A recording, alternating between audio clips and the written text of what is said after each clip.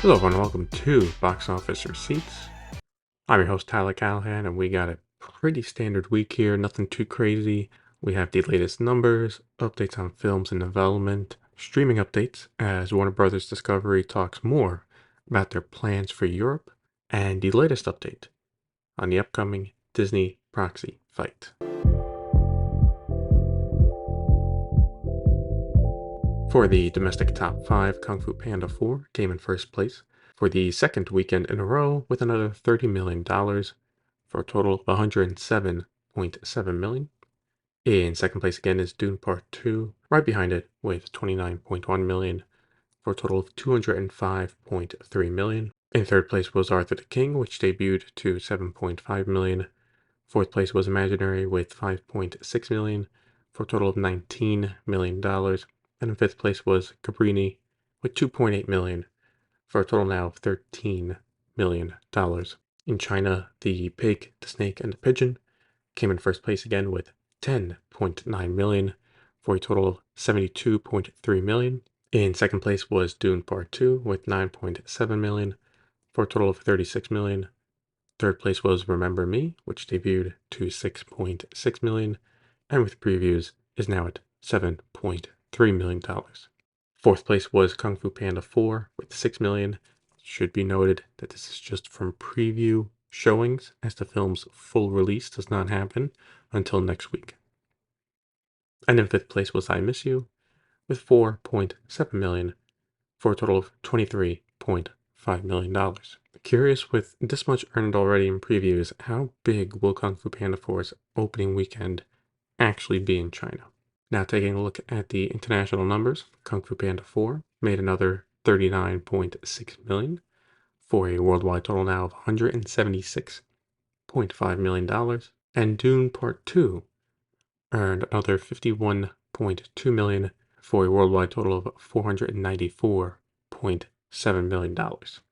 Now let's take a look at the news in Hollywood. The Phantom Menace will be coming back to theaters to celebrate its 25th anniversary on May 3rd.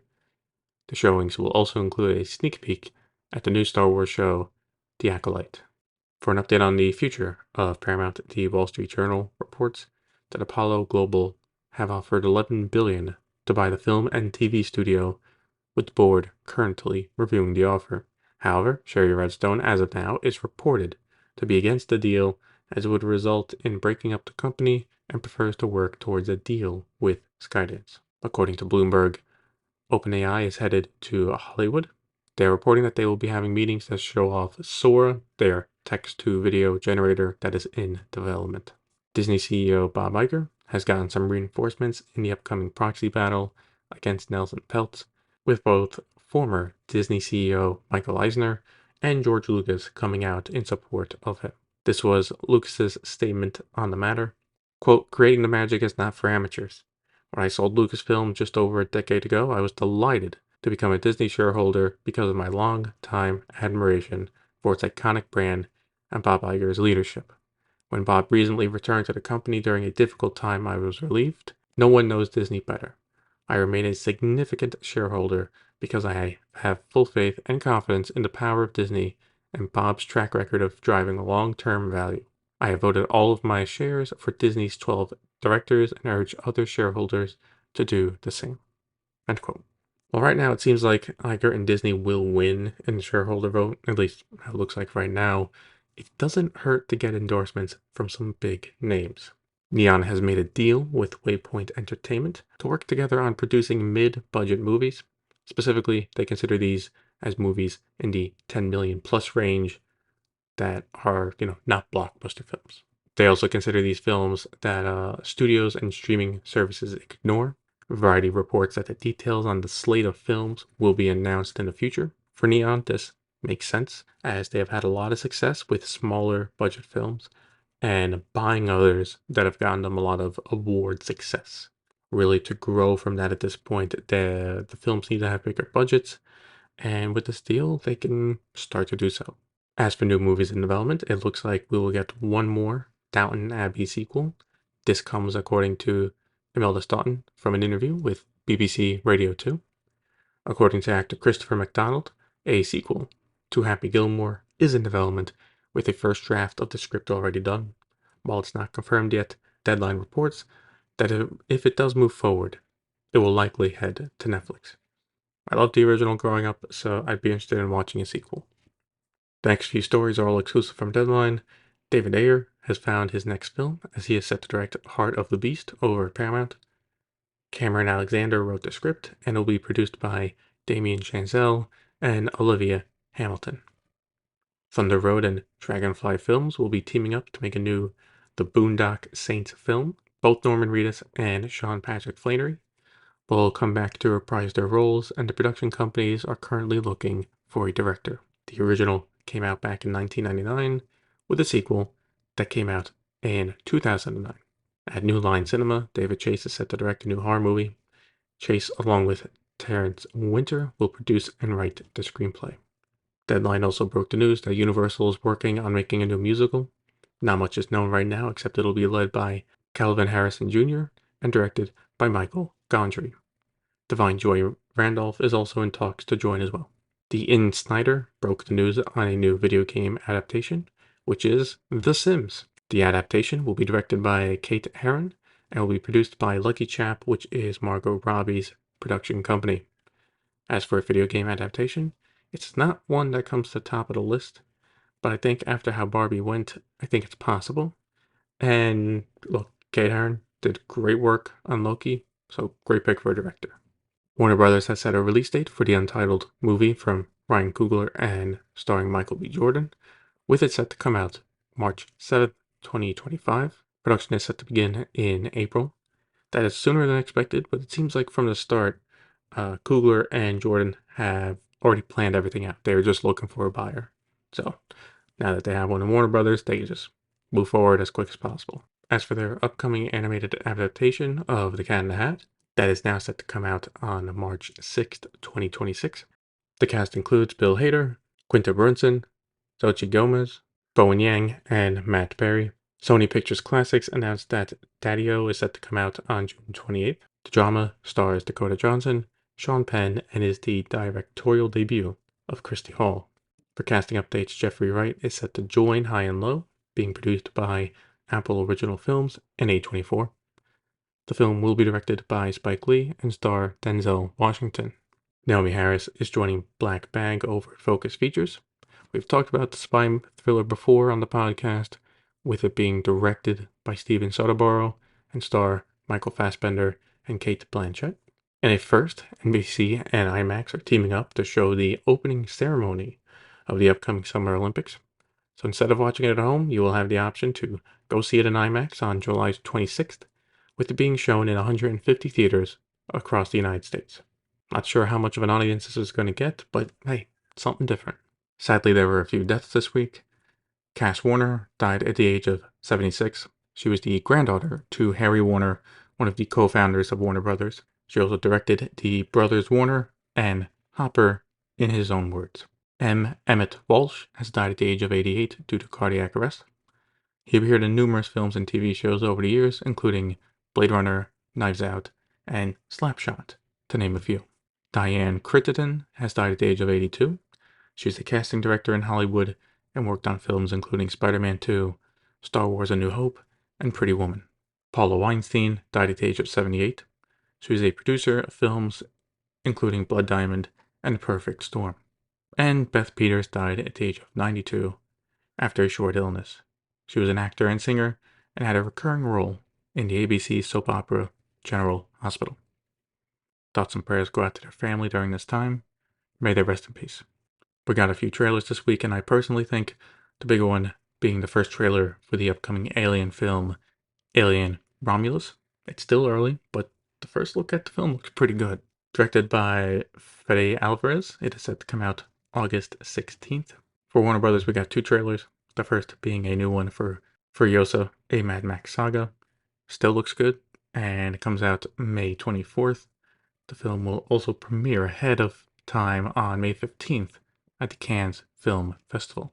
The studio also released the first trailer for Beetlejuice, starring Michael Keaton, Jenna Ortega, Wanda Ryder, and Catherine O'Hara. It's set to come out September 6th. And Sony released a trailer for the upcoming And Sony released a trailer for their upcoming film Harold and the Purple Crayon, starring Zachary Levi. It comes out on August 2nd.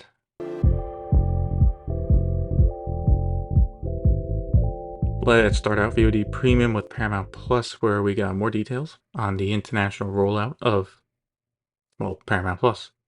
The ad-supported plan will be available in Canada starting in April, with it then coming to Australia starting in June. As for the premium plan, that will be available in France by the end of March. CBS and Paramount Plus Australia have renewed NCIS Sydney for a second season.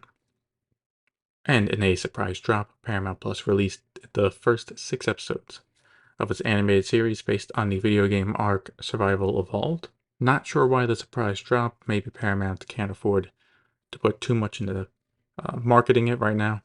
Variety reports that there are still 7 more episodes that will come out in the future.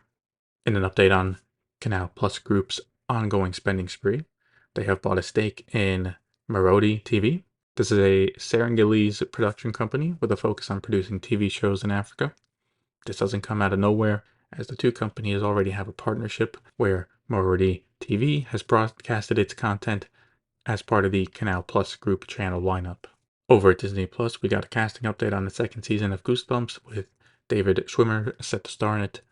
No word yet on when filming will start. As for what is premiering this week on the streamer, we got the first season of X-Men 97, and the animated series seems to be a hit. Reviews have come out, with most raving about it, and it is currently on a 99% on Rotten Tomatoes. The company has also released some early numbers for Taylor Swift The Eras Tour, with it getting 4.6 million views in its first 3 days of being available on Disney+. With the concert being 3.5 hours, that's pretty good. A trailer for the upcoming Disney Plus show was released as well, called The Acolyte. It is set 100 years before the films and will premiere on June 4th. And the animated film Wish will be available to watch starting April 3rd. Warner Brothers Discovery were busy this week over in Europe as they detailed their plans for their European launch. They announced that Max would launch in 20 countries on the continent starting May 21st. This includes countries in the Nordics, Central, and Eastern Europe. All countries will get the premium plan, but only some will have the basic plan available as well. Those include Norway, Denmark, and Finland, among others. As for the launch in France, Poland, and the Netherlands, the company said it will launch after the 21st, but before the Summer Olympics, so soonish. Those countries will also have the basic and premium plans available at launch. As part of its upcoming launch in France, 2 shows were shown off at the Series Mania Festival. One was a crime thriller called Maldos, and the other is called Black Lies, which is a psychological thriller.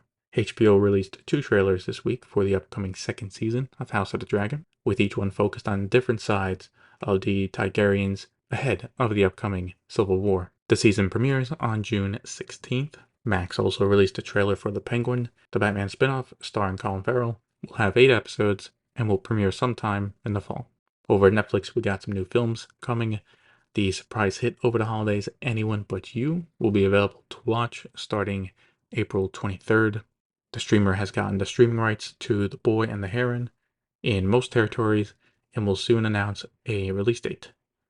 Noticeable areas where they will not stream it is in the US and in Japan. For anyone in the United States, you will need to watch it on Max when it becomes available. And Netflix released a trailer for their upcoming movie, Scoop, based on the infamous interview Prince Andrew had with the BBC a few years ago. It stars Gillian Anderson, Rufus Sewell, Billy Piper, and is directed by Philip Martin. It premieres on April 5th. They also released a teaser for Joy, a historical drama about the first IVF treatment. The film stars Thomasin McKenzie, James Norton, Bill Nighy, and is directed by Ben Taylor. We got the Netflix top 10 for the week of March 11th to the 18th, and for English films, Damsel came in first place with 50.8 million views, which is even more than last week for its premiere, so that's doing pretty good. In second place was Irish Wish, which debuted to 19.5 million views, and in third place was Alone with 3.6 million views. For English TV shows, The Gentleman performed just how Damsel did with an increase from the first week.